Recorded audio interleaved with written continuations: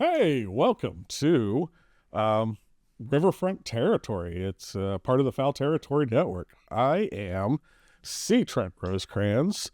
Let's see. What I do? I work for The Athletic, cover the Reds. Senior writer. Senior writer. Thank you, Danny. Yeah. Oh, man. You just, woo! Like, I lost my note. I don't know where it went. I hit something. Here it is. Well, but I do know that you're the senior writer. Yeah. Senior writer, senior MLB writer for The Athletic, longtime Reds beat writer. So long ago that I actually covered my co-host, who faced fellow Reds Hall of Famer Reggie Sanders 13 times in his career and struck him out Never twice. imagined that. I don't remember 13 times. Struck him out twice, looking the first time he ever faced him, and then swinging the last time he ever faced him. I remember that one. He is Mr. Danny Graves. Danny, how you doing? I'm doing great. I'm doing great now that I get to see you. It's been a few days. It has. I hadn't seen you in a while. We've been going for the past few weeks, seeing each other at least twice a week. And I only saw you once last week. So, yeah, great to see you again. It's good to see you, buddy. So you said you wouldn't think it was 13 times. So this is all in 1999 to 2004. You didn't face him in 2000, but every other year you did, of those. And you were with one team that whole time. Yeah. And those 13 appearances were across 5 different teams. See that, and I was trying to think of them before you even said 5. I didn't realize it was 5. So it was the Braves. You knew it was a lot. Now you knew I was going to quiz you. Yeah. So that's 99 to 2004. So that's 5 seasons, right? Mm-hmm. Okay. So he was the Braves. No. Actually, that's 6 seasons, right? 99, 2000. Yeah, 6 seasons, but actually only 5 seasons of games. Okay. Because you didn't face him in 2000. So it's 6 seasons, but you faced him in 5 different seasons. Okay. So the Diamondbacks, I know. Yes. Braves was not? Nope. Okay, Diamondbacks. Is this like a Family Feud where you get 3 strikes? Yeah, I'll take it. So I got 1 strike. Yep. Okay. Padres. Ding, ding, ding. That was just your first one. That because he went straight from the Reds to the Padres. Mm-hmm. So the Cardinals. Yes, he faced you the most as a Cardinal. Yeah, and the last time was as a Cardinal. I struck him out as a Cardinal. I definitely remember that. Oh my gosh! So this is. You've got 3 of the 5. 3? You have 1 strike. So the other 2 would be. Dang, Reggie was all over the place. No other teams in the Central, NL Central, right? The Giants, right? Did he play for the Giants? Yes. Okay. You have. Did I face? I faced him with the Giants. You have 1 more. Yep. And he ended with Kansas City, but I don't know if I faced him with Kansas City. Didn't he end with the Royals? That's not part of this question. Oh, okay. I have no idea. I have no idea who the other team would be. Do you want a hint for 1 strike? You're going to tell me, and I'm going to be like, I can't. So I'm going to give you a hint. So I'm giving you 2 strikes now. Okay. You have 4 or 5 checks. I think have the Sharpies I was looking for. It is an NL Central team. It is? Okay, so he didn't play for Milwaukee. We already said St. Louis. Did not play for the Cubs. So the Pirates too. He played for the Pirates. He did. He played for the Pirates. Did he even play a full year with the Pirates? Let me see here. That's not part. I know that's not part of the question, but so it's the Pirates. Well, it's not what I had looked up and at my disposal. The full season 2003 was all with the Pirates. Oh my gosh. Oh, so then I faced him as a starter. Yeah. And that'll come up in our next episode. But yeah, he also did finish with the Royals. Look at that.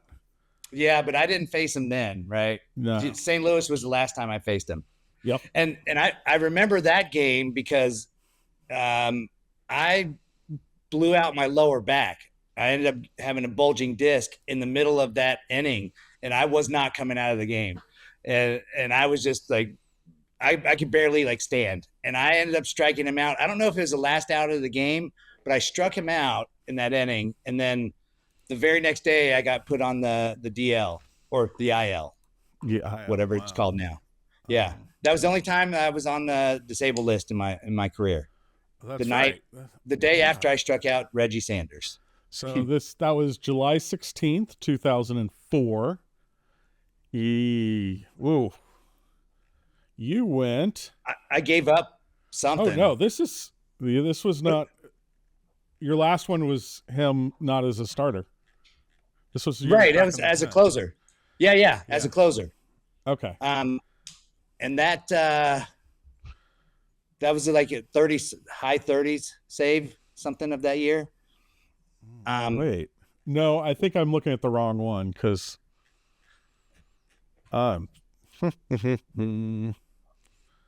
It certainly was 2004.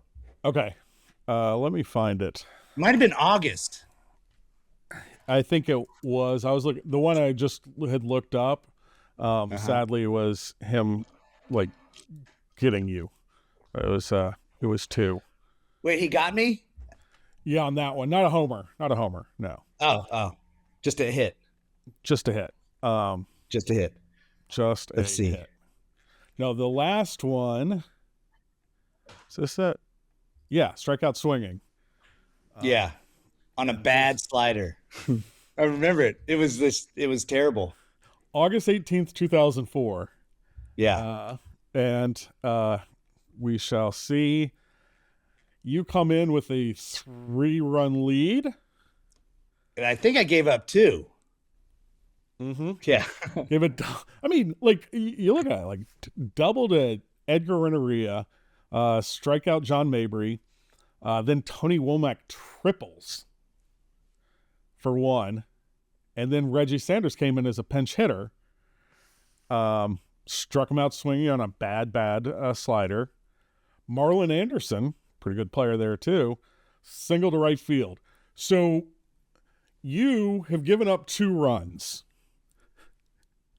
And you just gave up a single to Marlon Anderson, who's on first. And now the next 2 batters are Larry Walker and 2004 Albert Pujols. Not just Albert Pujols, but 2004 Albert Pujols. And you walk Larry Walker because, hey, just wanted to get to Pujols. Come on. I don't hear you, Danny. I hope that's not me. Is it me? Now you got me? It was you. Okay. Oh, because I muted because I coughed and I didn't unmute. So, hey, listen though, Larry Walker. I'm scared. I was scared of Larry Walker. Like there was no getting around him. I should have been scared of Albert Pujols too, but for some reason I was more comfortable with him. In 2005, we intentionally walked Larry Walker to load the bases. To pitch to Albert Pujols. I think we talked about that the other day. Yeah. Ground ball, double play, first pitch to the Joker, game over. Yeah. Something about Larry Walker, man. So what did Pujols do to end the game in that? Hit it to third base, unassisted, stepped on third. Game over? Game over. Save Mr. Graves. And then I limped off the mound. And I don't have that part under here. My first trip to the IL after that, the day after that. Wow. That's pretty cool. I don't know. That's fun stuff. It is. And, but back to Reggie Sanders, who we're going to hear from here. And I want you to what do you remember about him as a player? Just because, he was there, when you're coming up, he's a really good player. Yeah. When Reggie was healthy, 100% healthy, Mm-hmm. he was going to be the next Eric Davis. Like that's what Reggie could have been if he would have stayed healthy. And of course, we said that could have been for ED too, but because ED, I think, I think and we're both on record with our yeah, like baseball crushes on Eric Davis. yeah, Like totally, just totally. He, both of us, one of our or maybe top players ever.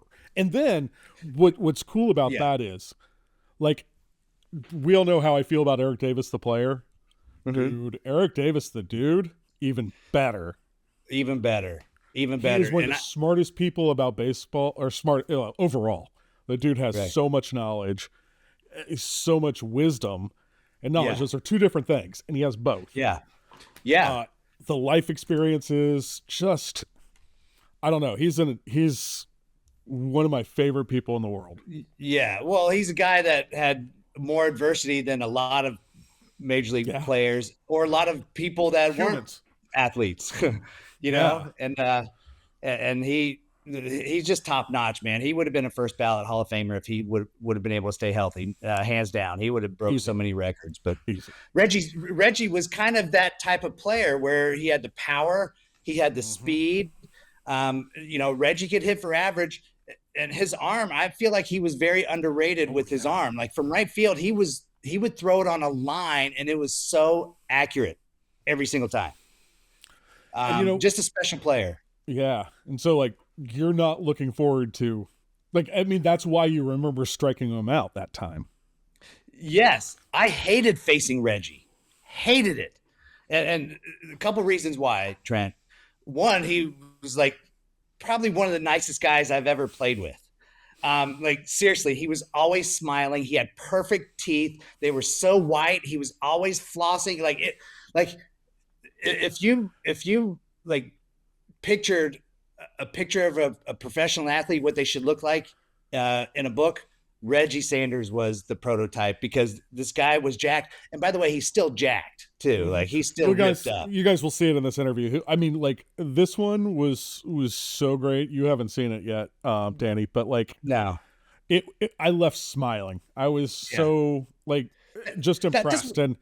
That's what he and, like, does. to set it right. Like, but he was also very good about it. And like, my first question, you guys will all see it here. It's kind of awkwardly paced. I'm not used to doing all this on camera as much, and the world is there. I came up in a thing where the answer is always more important than the question. So I actually got good stuff out of this. It just isn't pretty, But like the thing is, I remember when he was on the ballot one year for the Reds Hall of Fame, and they sent it to me, and it was him and Ken Griffey Jr. I mean, like it's pretty interesting because Reggie played there 8 years, 803 games. And then Junior was 9 years, 945 games. If you just look at the slash lines, 271, 353, 476 for Reggie Sanders. That's an 829 OPS, a 118 OPS plus, 125 homers, 158 steals. Yep. 431 RBI. I mean, over 8 years, that's doing it. Ken Griffey Jr., again, I don't have to give right. Nobody has to say what they think of Ken Griffey Jr. Yeah. Right? 9 years with the Reds, hit 270. So like, 270, 362, 514. I mean, that's, I think people like think about like, oh yeah, he wasn't what he was. That's still what he did. That's an 876 OPS and a 122 like OPS plus. That's he had 210 home runs, 17 stolen bases, and 602 RBI. What's really interesting here, is the WAR difference. Do you have,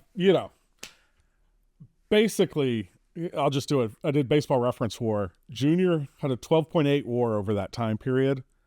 Reggie Sanders, 21.5. Yeah. That's insane. Yeah. And it's like, I think we think so much. It's one of those where our expectations always screw with us. I mean, I can tell you where I can't imagine where you were, and this will be a topic for another day because I kind of like it. When you heard that the Reds had traded for Ken Griffey Jr., I just remember because I remember that '99 team being so good, and was like, "Oh my God, this isn't fair." That was one of my first thoughts. Like, oh, they're going to just be dominant, and spoiler we thought we were alert. going to win the World Series next year. Yeah, I think everybody thought you were. Yeah, like who didn't? Right. And then but you then think of like Junior's career as a Red, like, oh, it wasn't what he was with the Mariners, and like. There's nobody like Junior with the Mariners, right? Nobody, yeah. and so he still was a good player, and borderline of great, some all-star appearances, all of it. And then Reggie Sanders was billed as the next Eric Davis, and no matter what he does, he can't live up to that. Like, he couldn't live up to the next Eric Davis, and Ken Griffey Jr. couldn't live up to the next Ken Griffey Jr. Right. And so I think we underappreciate what both of these guys were as Reds, and it's an interesting parallel to me. Yeah, and you know what's funny? I don't want to get too much into Junior because we'll save that for another show. Obviously, that could be like a 3-hour show talking about Junior. I need to call him and maybe get him on here. That would be awesome. That would be awesome. Talked to him last week. Yeah. When you do, tell me, and I'll send him a message too that we should get him on. But I can tell you, almost 100% guarantee that not one game in Cincinnati that Junior played, he was 100% healthy. Like, and I know professional athletes, a lot of us will tell you that we're never really feeling 100%, but Junior played no matter what, unless the doctor said that you can't play today. Like, he was ready to play. And I mean, he even told his dad one time when Senior was one of our coaches, they tried to get him off the field and he's like, nope. And he just walked right out to center field. And I'm like, that's not just his dad. That's a coach too. And he said, nope. So Junior wanted to play every single day. And that's what I loved about him. Yeah. And I mean, those players are huge. We've talked about that with Ellie De La Cruz. We can talk about that with Brandon Phillips. Yep. Brandon, you can say a lot of things about Brandon. Dude wanted to play every day, and was going to play his hardest. Yep. So he was an entertainer, and he was a great baseball player. Great baseball player. Yeah. And a gamer. I mean, yeah. You might get some theatrics before, like, he goes out, or when he, takes a minute to get up. Like, his significant other is a WWE superstar, and he had a lot in him as well. A lot of this, 1, 2. Yeah. Well, I think a lot of, I say us, professional athletes, have a little extra drama in us. It's entertainment. Yeah. But the thing is, his bravado would be perfect for this day and age. Some people didn't like it before, but it's his personality. It's BP being himself. A little before his time. Yeah. We'll get more into that in our next episode when we hear from Brandon Phillips. That's later this week. So anyway, with that, we're going to do first a little commercial break maybe, and then the interview with the Reds media, assembled media, with Reds Hall of Famer Reggie Sanders. Thanks, Danny. We'll be back later this week. Kind of the same format. I think we're just going to record it now, to be perfectly honest. So we'll still have the same stuff on. I'm not trying to fool anybody, but with Brandon Phillips. So we're going to do that. And I think the second one should be later in the week. So if not, Merry Christmas to you, Danny. And you as well. Yeah. Merry Christmas, happy holidays to everyone out there. Whatever it is you celebrate. Hey, at least you're celebrating. That's all I care about. And what we want for Christmas is some good ratings, 5-star ratings. Thank you very much. Oh, yeah. No, I was going to go with cold hard cash, but 5-star ratings, rate and review, subscribe on YouTube or your podcast of choice, and all that stuff. But or cash. We should or that. just put up, little cash app or or whatever sponsor wants to sponsor us, and just like a little tip jar, like you hear I the like it. dulcet tones of Danny Graves sitting there on the piano, stroking the keys. I can see that, and you like a big wine glass and just a little tip jar. I would love to be one of those guys. That would be so cool. That's it in my next life. Yep.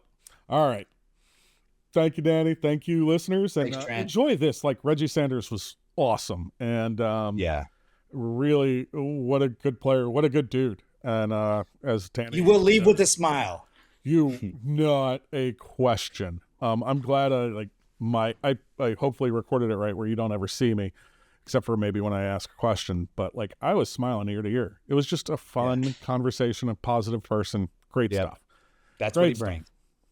My career with the Reds, on the onset, I guess the genesis of it was very successful. And then towards the end of my career, I think starting from 1995, actually 1995 was a great year, but the postseason, I think, may have interfered with the likeness of my play from that standpoint. And then you fast forward, from 96 to 97 and on, and then I just think there was maybe a bad taste, in certain or others, maybe, how they viewed me. So, but I do think from the Ken Griffey standpoint that you're talking about, him going into the Hall of Fame at that, I think shortly thereafter, played into that equation as well. And obviously he's Ken Griffey Jr. too as well, and the likeness of him as well. So I think there's probably some scenarios that played into that equation, but we can erase that right now. Yes. Reggie, yeah. So what does this mean to you? Because this is a pretty cool honor to have, Yeah. and you certainly earned it. So what does it mean to you for this to be happening? Yeah, well, thank you for that. It's interesting. I just got off the phone with Tony La Russa and Dusty Baker as well. And so Tony, I don't know if you guys know Tony very well, but he always gives you a compliment, but then he'll give you a little, kind of levy at the end of that. And he said, "Hey, Reg, I just want to call you, congratulate you on a well-deserved honor, but also too, I know with your Hall of Fame speech, you're probably going to be more about me, I. So this is perfect for you. So I think you're going to hit it off very well." So which I thought was, pretty funny. And then Dusty Baker, he was just calling just to say congratulations as well. But to your question, I'm overwhelmed when I got the call from Rick, and he just, he said, "Reg," he said, "look, this is long overdue. We have an announcement that we want to make, and so before I do that, let me add one more person to this call." And so which he did, and then he just went through. That we will honor you and your family in 2026 with the induction to the Reds Hall of Fame, in August.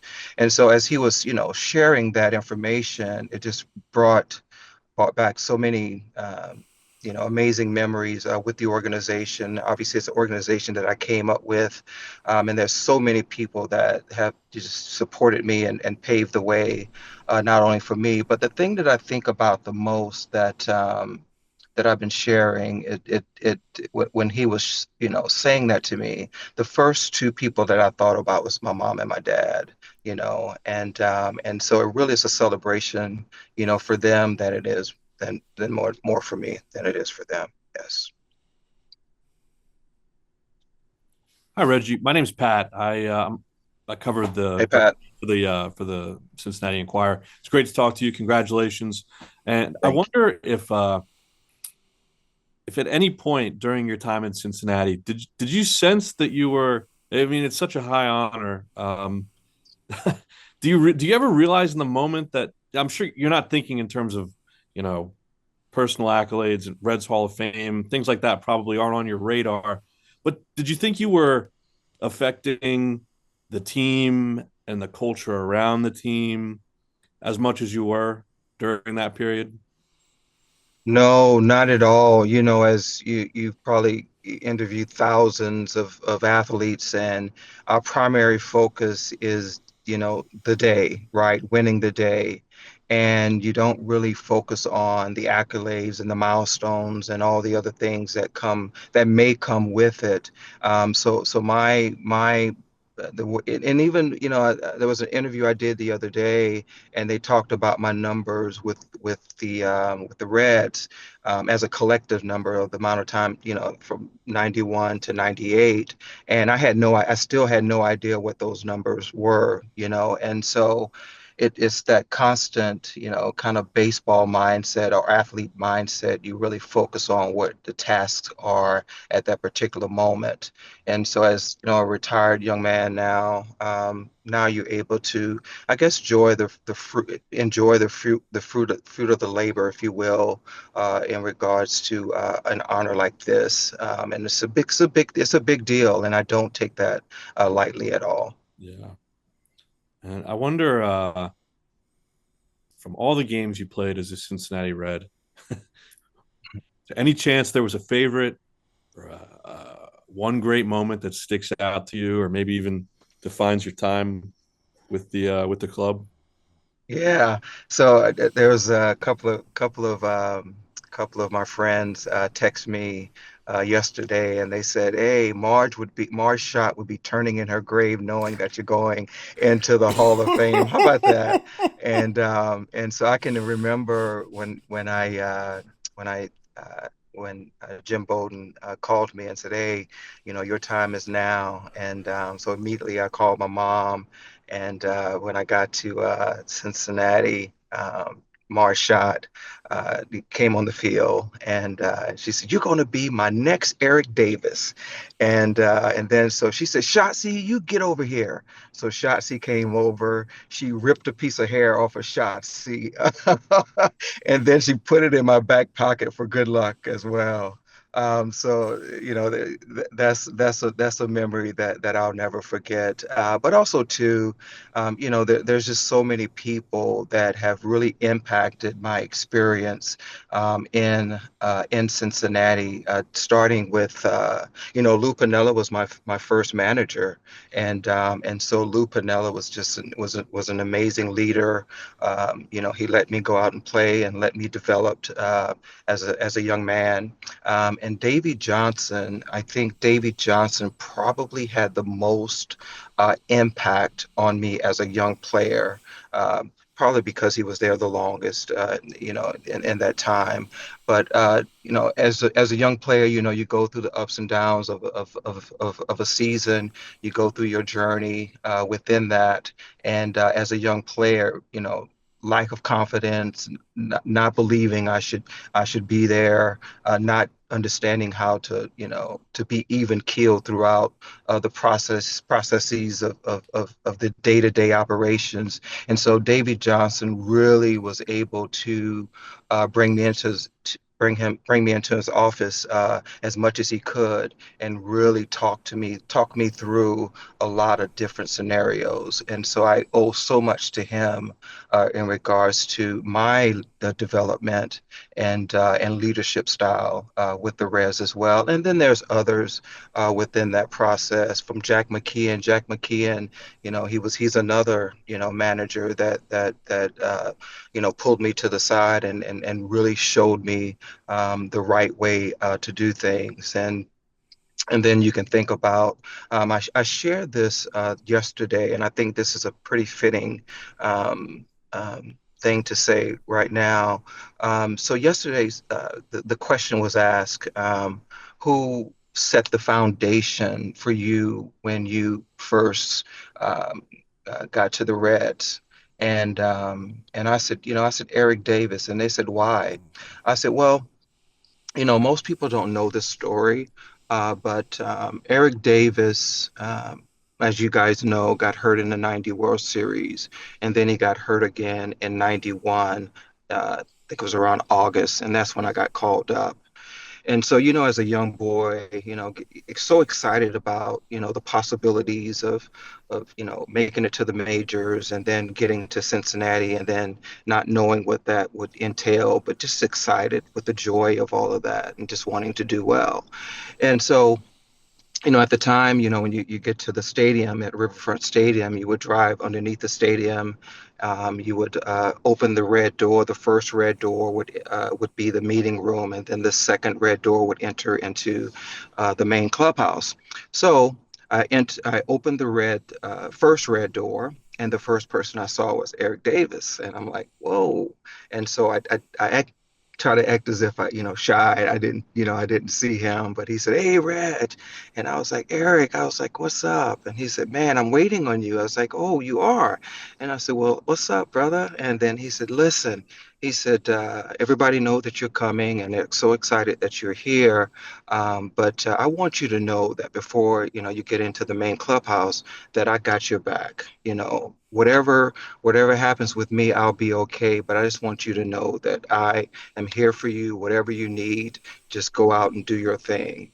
And so that really, like, when you think about, like, who does that, right? And so for him to do what he did, to set the foundation and the stage, that meant a lot. Meant a lot. It was a lot. Reggie Reg. That was a Kevin lot. What's Martin, James up? Harrison from Local 12. What's going on, Reg? That was a lot. Look at there. Hey, we just want to say congratulations from two old friends of yours. So, man, you looking good, my friend. Yes, Boy, you are. hey, I appreciate. Look at you guys. Y'all look good as well. 60. Yeah. Good, man. So, What's hey, going we're on? proud of you. We can't What's wait to up? see you when you get here in April, man. Congratulations on everything. Bless Thank you, brother. Love you guys, man. Thank you so Yeah. much. You're the best, Reg. Good to see you. Yeah, we had to stop by and say hi. Thank you. Thank you. I appreciate that. Congrats, All Reg. right. Thank you. Thank you. Peace. Merry Christmas. You too. Hey, Reggie, Reggie, you- this is Jamie Ramsey with the Media Relations Department. I work with Larry. And Hey, I've Jamie. been a Reds fan all my life as well. And I just wanted to, I have kind of two questions. One, can you talk a little bit about that 1994 team? I know the 95 team experienced some success and went to the playoffs, but a lot of people say the Expos were the best team in 94. And as a Reds fan, I'm a little partial to the Cincinnati team that year. And my second question would be, like, how special is it going to be for you in April, taking part in this ceremony that will have pregame ceremonies at Great American Ballpark, the ballpark in which you hit the first home run in? Oh, wow. Yo, you know what? That's interesting. So that was 2003. I was with Pittsburgh. And some that was so we do a trivia night here, once a month. And so that question came up at one of our trivia questions. So yeah, thanks for reminding me that. To your first question, in 1994, that team, yeah, man, that team was when I think of Kevin Mitchell, right? I think of so many guys that so in 94, if I remember this correctly, I think in 94 you talked about the Expos, and we were playing in Montreal, and I believe it was 1994. Pedro Martinez was throwing a perfect game, and so I think it was the first or maybe the second inning. Pedro threw at my head, and then I jumped up, and that we started exchanging words, and you know what that entails. And then so that I think I ended up grounding out, and then it got back to me again, and then Pedro ended up, hitting me the second time around. And so then I went and, I went and charged, after Pedro. But the interesting thing to that was that, and we know how Kevin Mitchell, very tough guy, and he's no nonsense. So as I'm running out there, Kevin Mitchell almost beat me to the mound. And I'm like, how did Kevin Mitchell almost like beat me to the mound, and I'm right here at home plate. And but to that point though, I mean, I'm basically saying that Kevin Mitchell was a teammate, was a good teammate, and he would do anything for you. And that's what that team kind of represented to me was, we supported each other in a way that if you're trying to hurt one of our players, we got his back, or if a player's down, we got his back, or if we having success, we got each other's back. So it really was an amazing team. I think that catapulted us to 1995 when we were able to, to go as far as we did. So it was on the backbone of 1994 that catapulted us to 1995. Yeah, thanks for that. Yeah. And then what was the other question? It was about how special it's going to be for you taking part in the ceremony at the ballpark in which you hit the first home run in. Yeah, man, I tell you, I can't even imagine what that will mean. I can't even fathom it right now because this experience is still so surreal. I still feel like I'm in a in a good uh, daydream, if you will. But this the moment to me is not about me. It's more about it's all about the people that have paved the way for me to get there. Starting, like I said a few minutes ago about my mom and my dad, and then you think about my college coach who, saw something in me that I didn't even see in myself. I was just a young boy loving the game of baseball, and him having the ability to say, "Hey, we want you here at Spartanburg Methodist College because we believe in you and we believe in your talent and you can help us win." And so, from the spirit of that to, being drafted by the Reds, but not signing, and then finishing my associate's degree at Spartanburg Methodist College, and then signing with the Reds thereafter, and then set on the journey of some amazing people in the minor league system at that time, in the Reds organization. Jose Cardinal. I mean, you got Dave Miley. I mean, there's just so many people that have done an amazing job, not only for me, but for growing the organization as well. And then the stuff that I talked about, with the players and Glenn Braggs, like when I got called up as well. I mean, he literally took me under his wing and gave me a car to drive, gave me a key to his apartment to live in. He purchased me like 5 suits. Like, I mean, he just like, man, we love you. We want you to, be a part of what we have here. And so it's those types of experiences and things that I'm so ever grateful for. So it's more about them than it is about me. All right. Bill, do you have one more question? We'll do this last question right here before we get to Brandon. Yes, congratulations. I just want to ask you, you mentioned your parents. Could you tell me the biggest advice they gave you? You said that you were thinking of them as, you get in the ceremony. What was the biggest advice they ever gave you? Yeah, it's more so so my mom and dad, my mom had me when she was 17 years old. So man, you can imagine like back then they had to quit high school, and they couldn't finish because they had to go to work. And so they did that. My dad was a steel core worker. My mom was a seamstress at the time, and so they did what they had to do to put food on the table. As I was growing up, my dad had a dojo. He was a Shotokan and also a self-defense martial arts teacher, and he used martial arts as a way to, I guess you can call, galvanize men around the community in a way to build them up, but also a safe place for them to grow. And my dad was a third degree black belt as well, and being around that, constantly as a young boy, but also to becoming a black belt at the age of 11, as well. And so I think the spirit of that, and just really just not knowing what's going on, but just being around that every day, built a good foundation around me.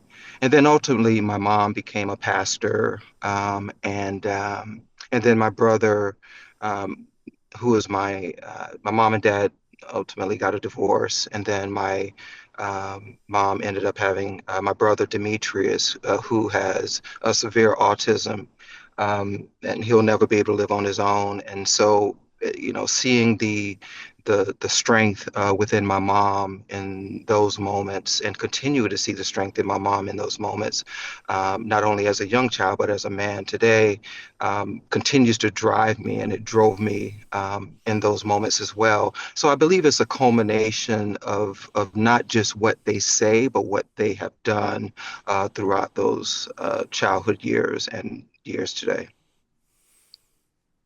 Thanks, Reggie. I really appreciate you joining us here. I see Brandon's on here. We can jump on to Brandon here, but thanks a lot, Reggie. Thank you. Much appreciated. Thank you, guys. Good seeing you guys.